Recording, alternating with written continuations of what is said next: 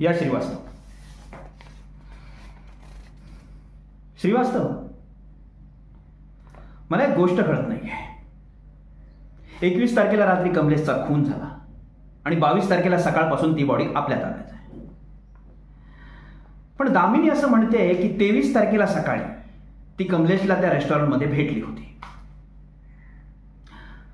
हे कसं शक्य आहे? How is it possible?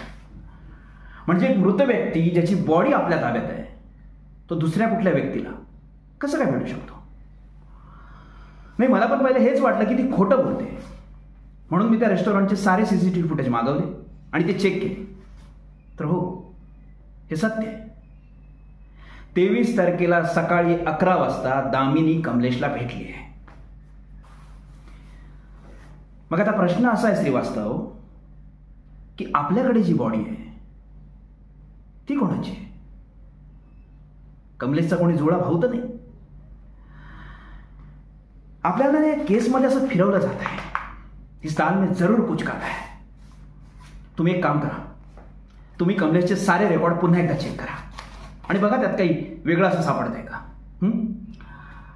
आणि आरिफ, तू सीसीटीव्ही फुटेज एक्सपर्टला बोलव, त्याला हे सगळे फुटेज दाखव आणि त्याला विचार यात काही गडबड केली आहे का, काही प्रॉब्लेम झालाय का. हां, या तुम्ही. आणि एक, आता वाजलेत 12, संध्याकाळी 4 वाजेपर्यंत तुमच्या दोघांचे रिपोर्ट्स मला माझ्या टेबलवर पाहिजे. या. जय हिंद.